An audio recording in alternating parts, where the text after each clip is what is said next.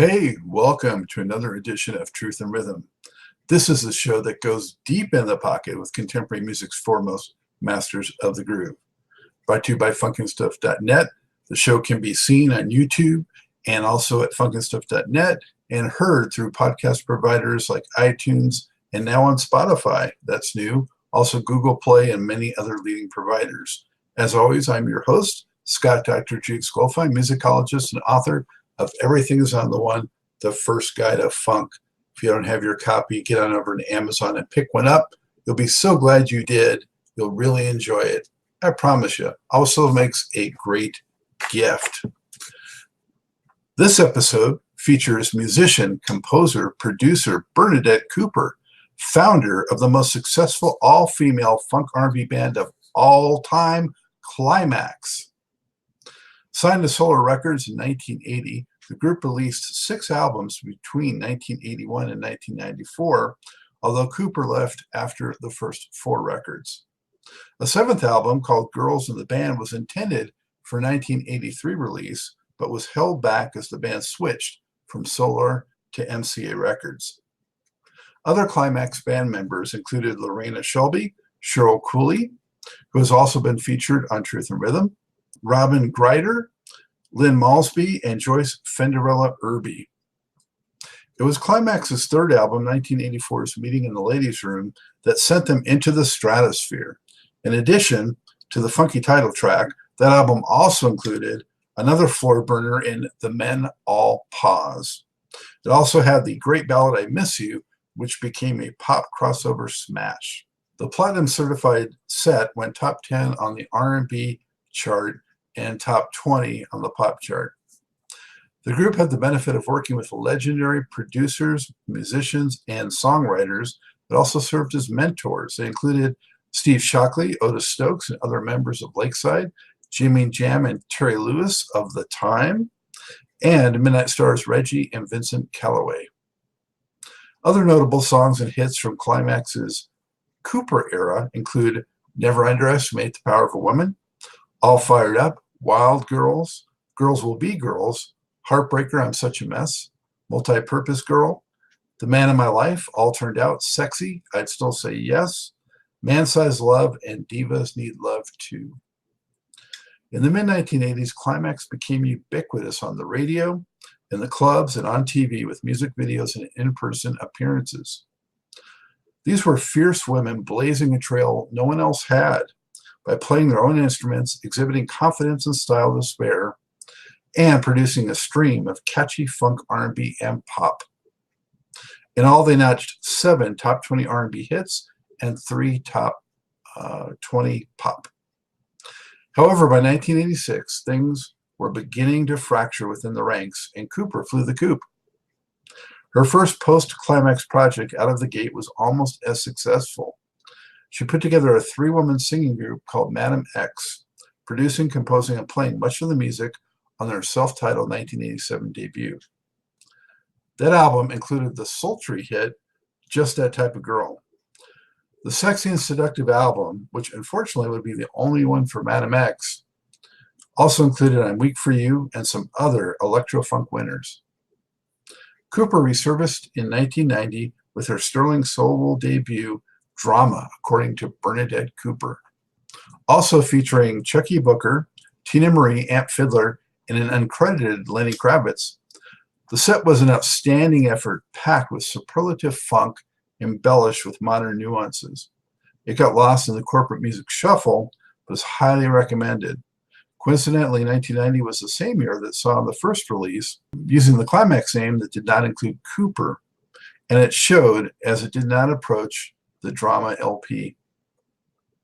The last Klymaxx studio album dropped in 1994 and featured Cooper on one song, For the Old Dog and You.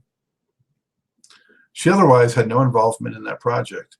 Cooper was then absent from the music industry for the rest of the century and well into the next. She pursued other interests, including the retail clothing business and writing novels, until returning to the stage as Klymaxx featuring Bernadette Cooper. That is one of at least 3 versions of the band that also include lineups led by Irby and Cooley, which can get confusing out there when you see Klymaxx concerts nowadays. In 2015, Cooper released Last Diva on Earth, Episode 1, Planet Sexy, which tosses out several Klymaxx tropes. And the group's legacy continues to resonate, not only musically, but also culturally, as evident by recent Saturday Night Live parodies. Here in this interview, Cooper shows she still has attitude and moxie to spare, just as she did decades ago, as the personality behind Klymaxx's sassy persona. She addresses every aspect of the group's hair story and discusses what comes next. Note that she elected to appear off camera, so if you're watching the video version of this show, you're stuck with my mug. Sorry about that. With that, it's time for a meeting in the Truth and Rhythm room with the originator, Ms. Bernadette Cooper. I'm delighted to welcome to Truth and Rhythm the founder of the most prominent and successful all-female funk, R&B, and pop band of all time. Now, speaking of multi-talented musician, composer, and producer Bernadette Cooper and the group Klymaxx. Bernadette, thank you so much for joining me. How are you today? I'm well. I'm doing great. Thank you. Outstanding. And where are you coming to us from today? I'm in Los Angeles. I was born and raised in Los Angeles. I lived about 10 years in New York, and then I came back, and now I'm back. All right. Well, of course, that's my hometown, and I always represent on this show with my LA Lakers hat, so that's all good. Oh, yes. Yes. The Lakers better get it together. I've been waiting. You know, I got spoiled back in the 80s, and now it's been a long wait. Exactly. Exactly. I mentioned to you off air, but I just want to reiterate for listeners and viewers, you know, that I'm a big fan going back to the really never underestimate the power of a woman, because I was a DJ back then and throughout the 80s. And so Klymaxx was always, you know, a fixture on my playlist. So it's a pleasure to have you on. Thank you. That was our very first recording on Solar Records. Yeah, boy, that was a great way to start. Yes, yes. Under the great Dick Gristy, who allowed us, really, he saw the vision and he allowed us to, you know, be us. And, you know, it took a little time to really grow. But when we did, that's when we came up with the Menopause and had our first hit. Right. Yeah, I want to get back to how you got with solar and all that. But first, Bernadette, I want to ask you, you know, when did you first get into music? Did you have a musical childhood? Did you have a musical family? What directed you that way? Well, you know, I've always been a fan of all music. Growing up, I was such a loner kind of kid. So all I ever did was listen to music. And it just so happened that my mother remarried, and my stepfather had a drum set. And he brought the drum set into the home, and I started practicing on the drums. And I started playing drums in church, and that's how what led me into really wanting to become a professional musician. And who were some of your early musical heroes or inspirations? Aretha Franklin, as everyone knows. You know, the old school people, the Sly Stones, the Aretha Franklins, the Isaac Hayes, all of that stuff. And even like Diodato and Sergio Mendes and, you know, all of that.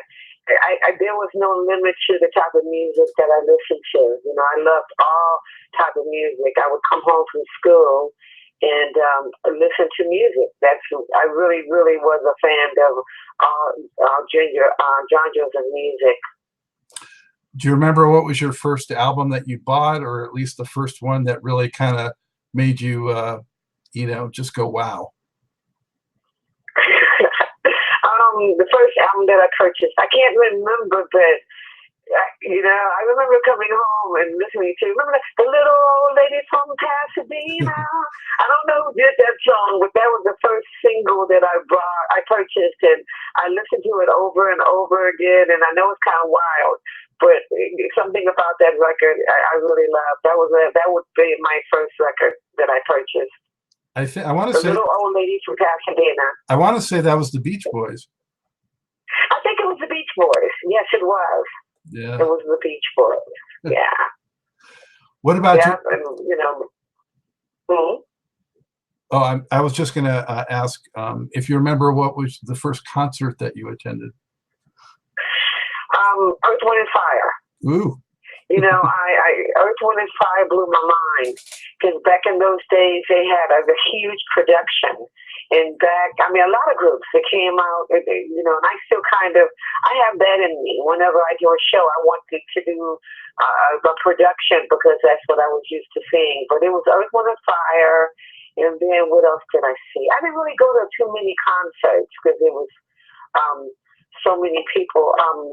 Earth, Wind, and Fire, and then I believe it was it was a festival at the Coliseum with Sly Stone and what's the name of it? Just a lot of old school bands. And those were the only two that I can remember offhand. That sounds like the 1977 Funk Fest. Yes. Who was on that show? Rick James, P-Funk, Isley Brothers, and Rufus and Shaka Khan. No, that was afterwards. This was another one with what's that? The Barcades. It was the Barcades, Sly and the Family Stone, and that was earlier, like maybe in the 70s. Okay, good enough. Yeah, Rick James was more 80s and 90s. Good stuff. Yeah, I caught Earth, Wind, and Fire at the Forum in '79 or '78, somewhere around there. It's when I got to see them. So talk to me about your musical experiences before Klymaxx was a reality. You know, how did you sort of get your feet wet and, you know, get into, you know, performing a bit and that kind of thing before Klymaxx? Well, as I said, I performed in church. That wasn't really my only music. Well, in the beginning, it was church, playing in church because my mom had married a preacher. So he was a reverend of a church, and then I started performing there, and then that led me to another church, and then it was the little drummer girl who was a part of a 100-voice choir, and we would always win the competition because they would always give me a solo. Then in junior high school, I put together a group called Blue Ice. And that was with, Michael Norfleet and Cornelius Mims, a lot of people who are very successful now. So I was a part of that band. And then that led me to really just wanting to be a part of a unit like that. And I went to college, but I still had that burning desire to be a part of a band. So that's when I decided, you know what, there's such a void in music. There are no women bands. Wouldn't that be great to put together an all-girl band? And that's what led me to form Klymaxx. Was it difficult to... Oh, let me say this. The love of music led me to perform in the band. I went to Compton High School. And I was a part of the marching band. And so it led me, that's where I started to learn to read music, which I've kind of forgotten a lot of it. But I started reading music during that time. And then, you know, being a part of the band, rehearsals and all of that, really, really created more of a desire to be in music. So when you went out looking to form a girl band, was it difficult to find, you know, girls that you meshed with personality-wise and also could, you know, carry their own with their instruments? Absolutely. It took a while. You know, I went through a series of a lot of girls.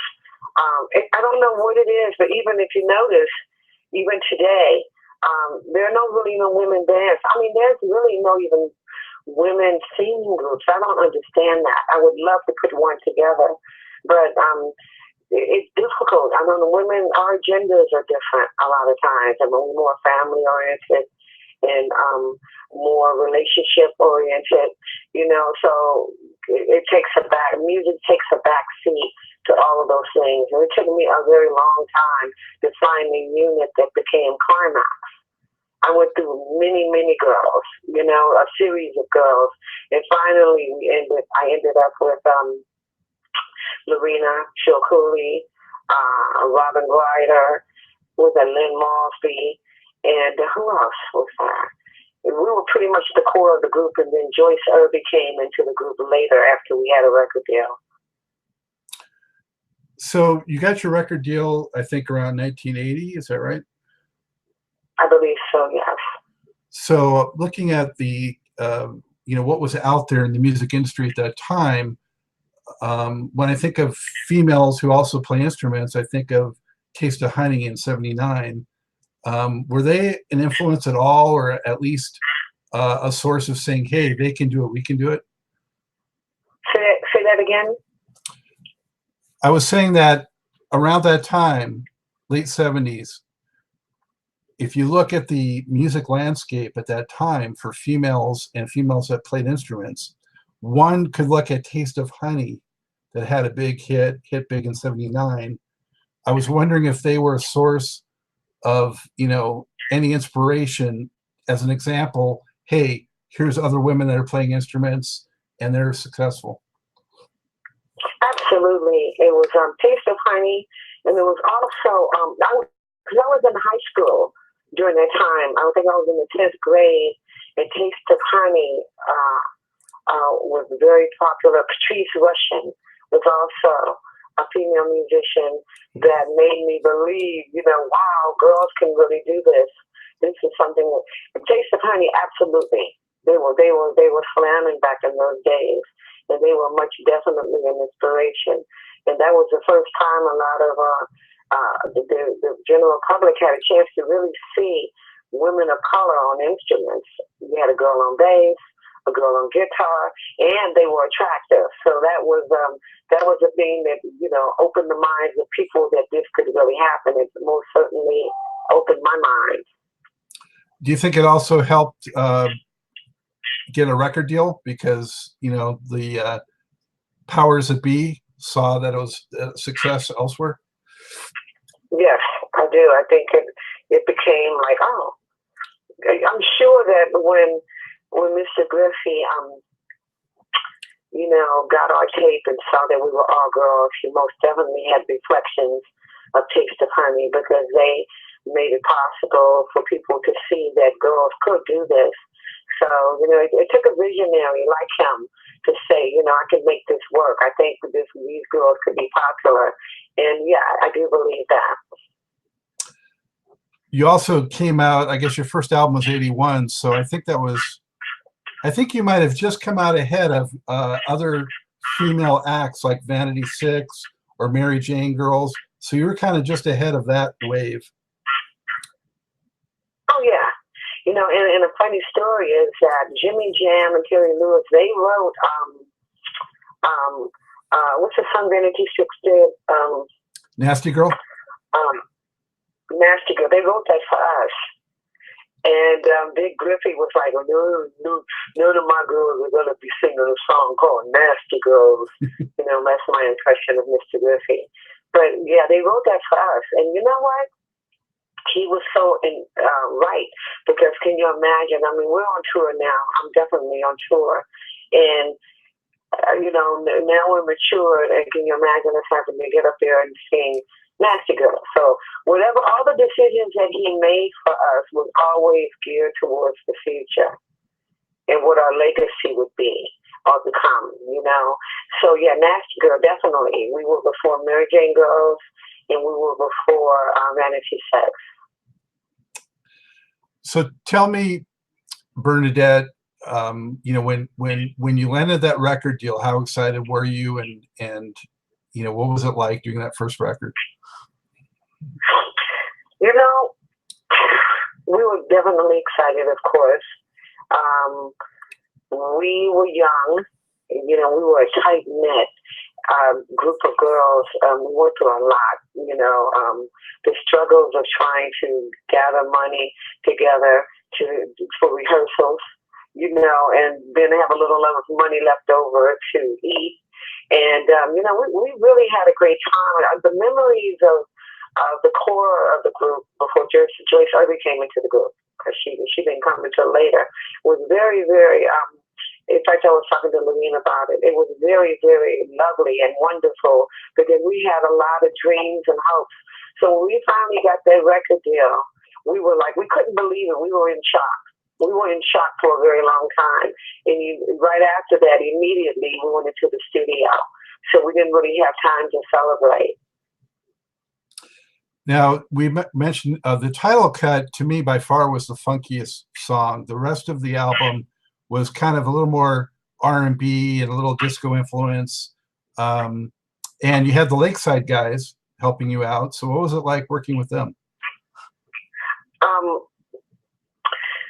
It was good. It was good working with them. We went into the studio and a lot of that stuff, back in the day, it was up to the producer on, we weren't seasoned studio musicians at that time. We were learning how to be really good live musicians. So in the beginning, a lot of that stuff, other than, if you remember, never underestimate the power of a woman. They brought in their own musicians to perform all of those songs. Being a studio musician is a craft, an art within itself. So we didn't play it. We didn't perform on a lot of those songs. Music-wise, it was our voices. So it was good working with them, but we weren't really happy with the direction that they were taking us, because they were kind of male, and they were writing songs geared towards what males wanted to hear and what they want, how they wanted their women to be. And we were quite the opposite. We were independent women, who really wanted to make it on our own and be our own women. So it took a while to get to that point.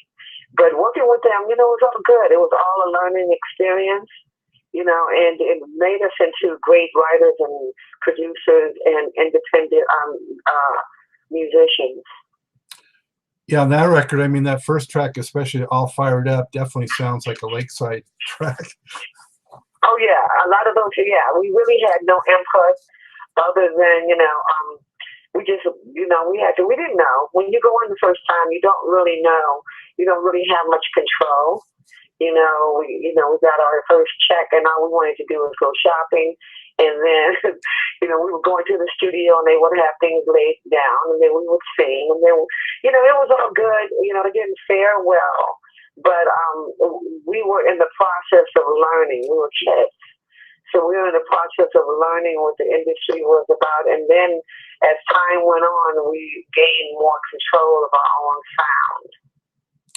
Well, to me, the second record, Girls Will Be Girls, was just a terrific album. I mean, it was just one of the best funk R&B albums of that period, in my opinion. From top to bottom, it just really smokes. What can you tell us about creating that album? Well, same thing. We were still learning, and Girls Will Be Girls, that album was a great album, but once again, we didn't have any control over our sound. So we liked it. We were learning to. We were adapting to what was going on, but we weren't very happy yet with the sound and the direction of where the music was going, because we were so different than what they were, than what the gentlemen were, the lyrics they were writing for us, So we were appreciative, but we knew that there was, much more work for us to do. And you had Jimmy Jam and Terry Lewis, who we brought up already, but both them and the Lakeside Guys were helping out on this one. Well, when Jimmy Jam and Terry Lewis came into the fold, that's when they gave us much more. They gave us much more of a chance to become ourselves and write more lyrics. They really used to love a lot of my tracks that I gave them. Jimmy and Jam were a pleasure to work with, because they helped us create our sound. And they would talk to us, and they would give us ideas, and they would let us be us. And that's when you started to really, on that particular album, started to hear the evolution of the Klymaxx sound. You know, all turned out, that was a little bit more Klymaxx, you know. That was us kind of like having fun. And, you know, they would, what do you think, Bernadette? What do you think, Lorena? And they would let us kind of be us. So working with them really helped shape our sound. Yeah, I'm looking at the tracks they did on that record, and that one you just mentioned, also The Man in My Life, and Wild Girls, really great funk track too.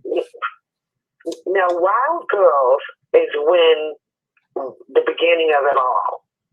You know, I would put that in the same category as the Menopause, the same category as Meeting in a Ladies' Room. You're getting that woman thing. I'm a wild girl, and love is just the thing. You know, so it was kind of like pushing us in that direction of woman power. So that was the beginning of it all right there. But that album didn't do as well as we'd like.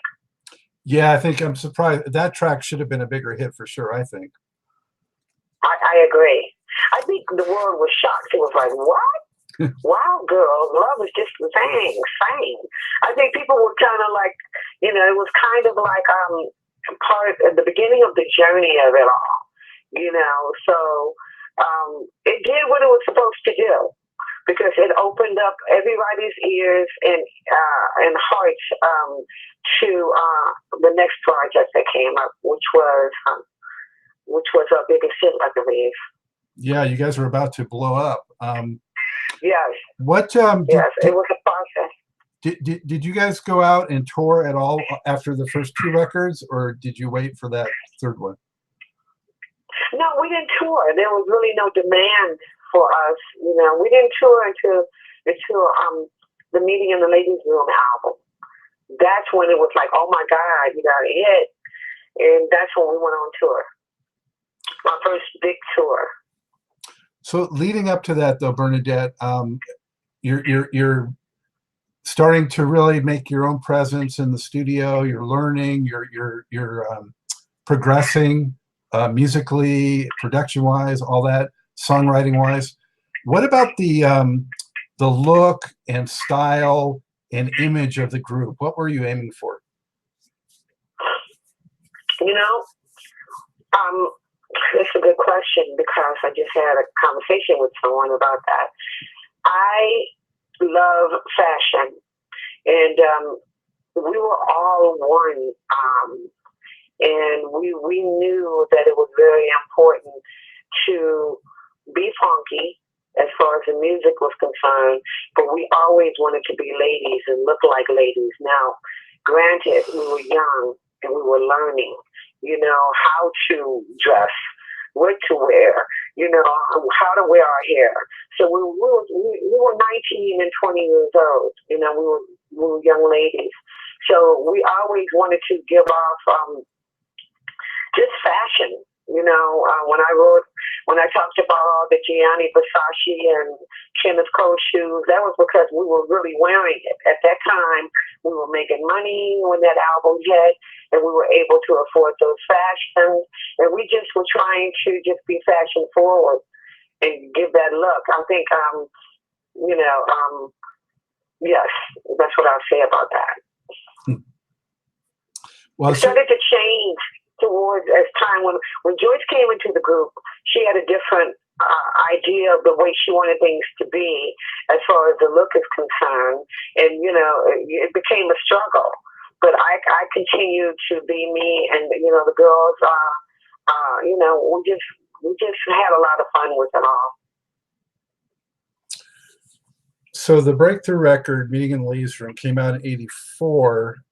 Actually, on the calendar, that was 2 years from the previous one, which was longer than the first and second record. We know that it had Menopause, Meeting in the Ladies' Room, I Miss You, and all these hits, and it blew up. What can you tell us that you remember about the creation of that? Did you feel like magic was happening in the process? You know, I'm going to tell you something, Scott. We knew It was do or die. And I think a lot of it was we had become so relaxed, and we really didn't have much faith in the system anymore at that point. We would go into the studio because the first 2 albums we were extra excited. Oh my God, we're gonna have a hit record. It didn't happen. So the third album we just had chilled. We chilled out a lot, and that's probably why the hit came, because we weren't forcing it. We were just letting it just flow. And one day, Joyce Irby came into the studio and she gave me a track, and she says, see if you can come up with something for this track. And I sat down on the floor on my 4-track recorder and I wrote the Menopause. And that was the beginning of it all. And we had no clue. We had no clue. We had no expectations. And sometimes when you don't have expectations, wonderful things come. And we didn't know. We just kind of did the song we were supposed to do, and we just went on and lived our lives. And then one day, in the car, we were hanging out, going to get something to eat, and we heard the Menopause on the radio, and we lost our minds. We jumped out of the car in the middle of the street. We could not believe it, because that was the first time, actually, that we heard our music on the radio. All the other albums, they got a little airplay, but I don't remember hearing any of them on the radio until the Menopause. It was over the Christmas holidays, and record company kind of shuts down for the holidays. And I think it was in like November, December, and by the time we came back in January, we had a hit record. Yeah, I remember getting that 12-inch single, for the first time, and wow, it was something else. Yes, it was great. And then the great Lil Silas. I don't know if you remember Lil Silas Jr. Lil Silas was responsible for a lot of our success, because when he heard the song and the music, he would take me into the studio and we would do all these remixes. I mean, the Menopause, the Meeting in the Ladies' Room, the records that you heard, they were really the remixes of the original. And that's when I would add a lot of the vocal things. I know I was looking good. A lot of extra stuff I would add in, and the project, the success of that album really came from a lot of his remixes. Yeah, I'm sure in like some of the electronic percussive kind of sounds, and yes, and those ad libs that you mentioned. I mean, that gave it, all the attitude and the feel that helped carry it to another level, I think. Yeah, and that was Steve Shockley. We went in, Joyce Irby and myself, we went in with Steve Shockley, and he added a lot of those, Steve Shockley of Lakeside, he added a lot of those drum parts and the guitar, the little, that little rhythm part at the end. That was all Steve Shockley. It was he, Joyce and I. We were just in the studio rocking, and that's how we really formed and produced the Menopause. And then, of course, Lil Silas Jr. got a hold of it, and he made it even a bigger hit. So that's when we realized, oh my God, it's about to go down. It's about to go down, baby. Because that's when our sound, it was our sound, it was us doing it, it was our energy, it was our vision, it was our the way we talk to each other every day.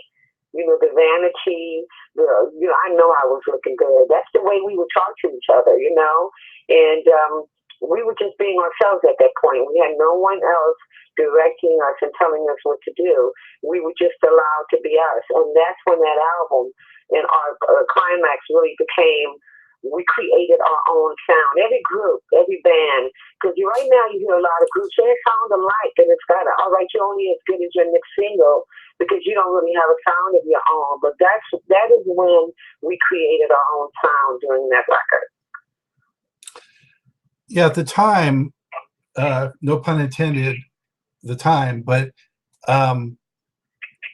if someone asked me to explain what Klymaxx was, I might have said, oh, they're kind of like a female version of the time. of more stay in the time. And except for maybe a little more electro funk element and a little more pop on some of the slower stuff, but attitude wise and that whole thing, I just felt like, and so I'm wondering if that Terry Lewis and Jimmy Jam influence was a sort of a connective tissue between that comparison. More than anybody, they were. Without Jimmy and Terry, I'm not quite sure we would have been as confident as we were. They were the ones who told us to be ourselves. Bernadette, you remind us a lot of Morris Day. They used to say that, like, you're like the female Morris Day. Because I used to talk a lot of crap like Morris, and, we kind of favor a little bit. And they were the ones who would tell me, be you, be that, be all of that. So it was Jimmy and Terry who influenced me, I can say, to just be a personality and to be fun with it. And, I really don't have an issue with what people say.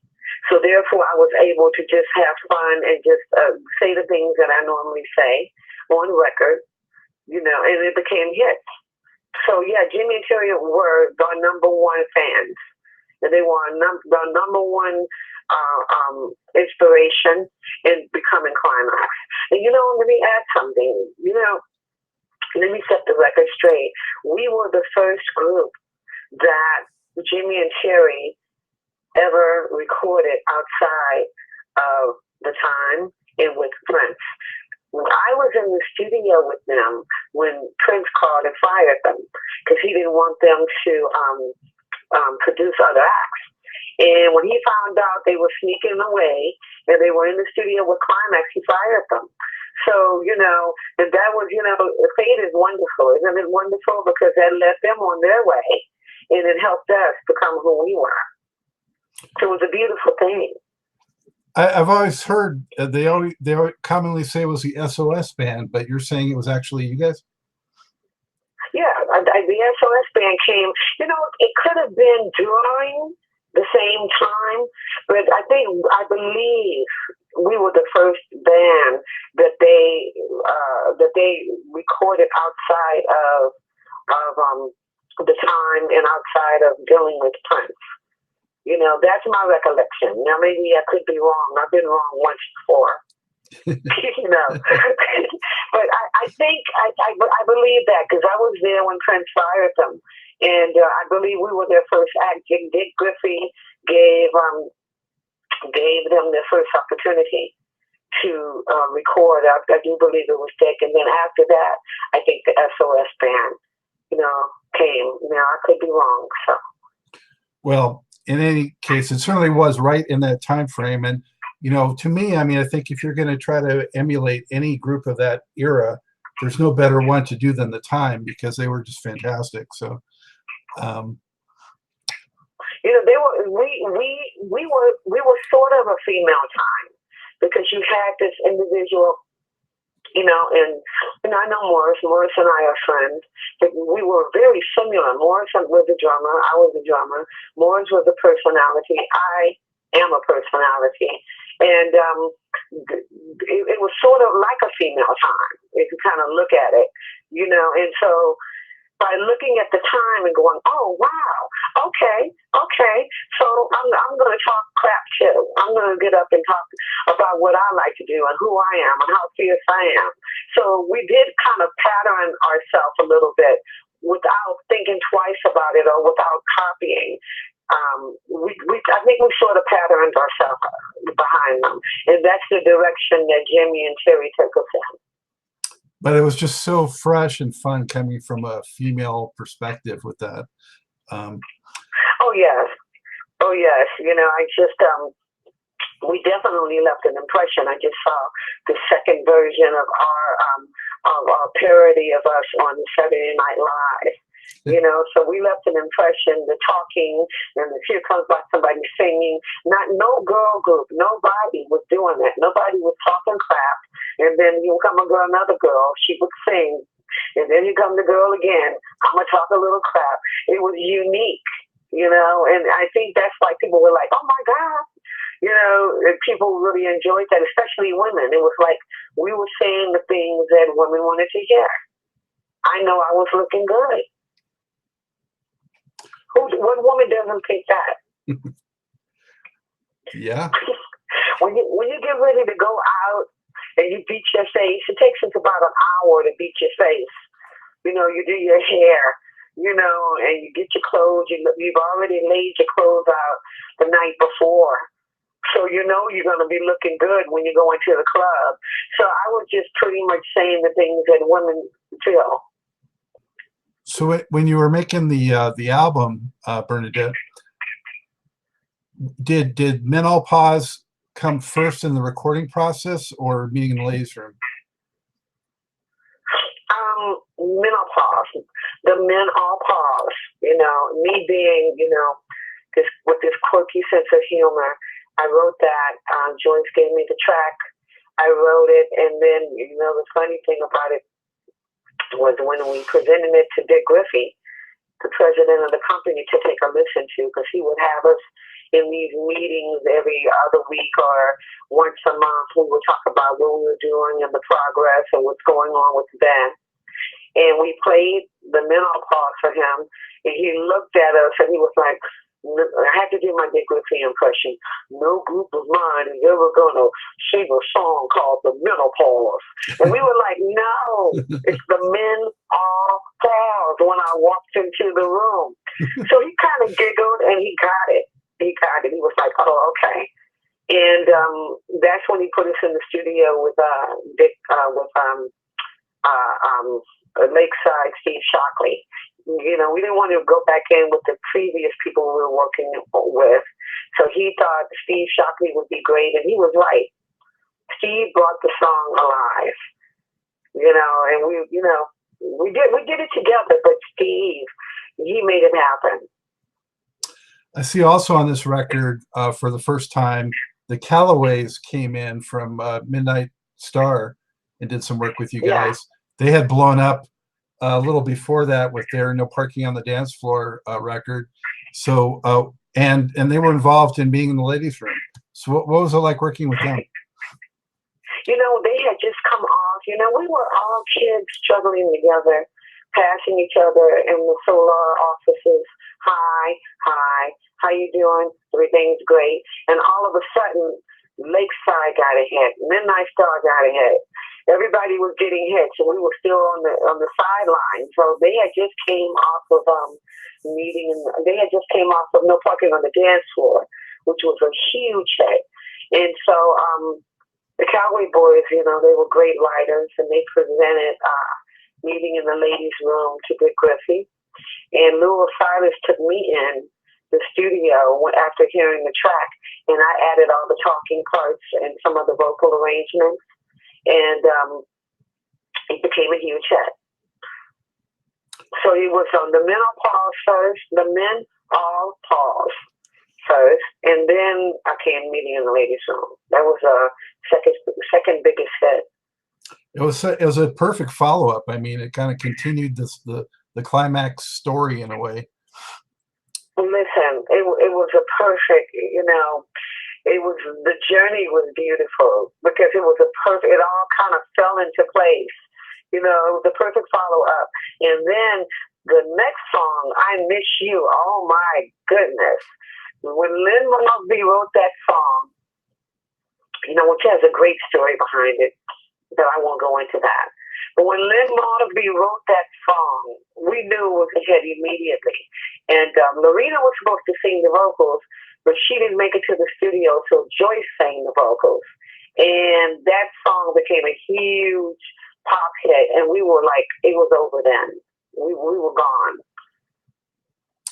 Yeah, I mean, it was a great song, but I was surprised that it became such a crossover sensation. And I mean, it took you guys to a whole other audience. Entirely new audience, and wow. It was beautiful to see a dream come true. You know, I mean, you're talking about kids, girls. You know, we created history. I'll say we created history, however you want to say it. We created history, and if you really take the time and look, what other girl band has there been? None. And I really think that we should be praised a little bit more because of that. You know, but it's such a male-oriented world that no one's taken the time to really look at that. But we did something that was exceptional. Absolutely. So tell me about when you first went out on tour in support of this record. What was that like? Oh, my goodness. Once again, it was a new experience. We didn't know what to expect, you know. I went on the road with about 8 bags of clothes, suitcases of clothes. We didn't know what to expect. It was great. It was great. It was a great experience, and we turned it out. Every show, we just had a great time because I think people had never seen anything like that. So they enjoyed it, and you know, during that time, all the songs were hits. So we couldn't really go wrong. You know, we would we just had a fun time on the road. I can't really think of any negative times that we had. I mean, you know, of course, being in a band, being in a band of girls, you know, you have your issues, but we had the best time. We went out with Midnight Star. We did some shows with Lakeside, I believe. We did some shows with SOS. We did a lot of shows with a lot of different groups. And we had a great time. Did you already feel like you had your stage presence together, or did you have to do a lot of rehearsing and do any sort of choreography training and that kind of stuff? No, we were rock stars. We thought we were rock stars. We didn't really do a lot of choreography. You know, we were patterning ourselves to the Rolling Stones. The Rolling Stones don't do choreography, so we don't need to do that. We're a band, you know. That was our thing. So they just, you know, I have to say, by my sheer energy of just getting out there and just having fun and the personality, that did it for us more, you know. And then we followed it up with all these hit songs. So no, we didn't do a lot of choreography. We didn't do a lot. We just we winged it. Were some of the Lakeside guys or other guys from Solar a little protective of you on the road because it was your first time out? You're a female group on the road. How did that go? You know, I'm gonna be real for 1 second. I don't know. The answer to your question is no. And I think that a lot of the guys on the label didn't really get us. You know, I think, let me just say it like this. Here you are, you signed to this label, you're a group of guys, you've been together for the last 20 years, 15 years, trying to get a record deal. You got a record deal. There's no head record yet. And then Dick Griffey goes and signs a girl band, and he's putting all this energy into this band. So I think it was a little bit of a, you know, like most groups have, you know, a little bit of you know, my team is here, my team is over there. So no one really protected us. We had security though. I made sure that we went on the road. And one of my things is we have to have security. So we had security. But the answer to your question would be no. Everybody was kind of in their own individual camps. But you handled your business and fended for yourself just fine, sounds like. Yeah, we handled our business, and we made it through. Hey, we made it through. But as I look back, I can just remember everybody kind of giving us the look like, okay, these girls can't even really play. You know, we were young and we were developing. And, you know, could we play? Yeah, we could play. But there was a lot we still needed to learn. So I think it was just the individual camps, and nobody really kind of stepped over their boundaries. Did you enjoy doing the music videos? Yeah, yeah, that's when it all came alive. You know, the vision came alive at that point. Because before then, we were just voices and music. And then when videos came along, we were visual. And people had a chance to see the zaniness and the differentness and, you know, the black women, you know, of course, men.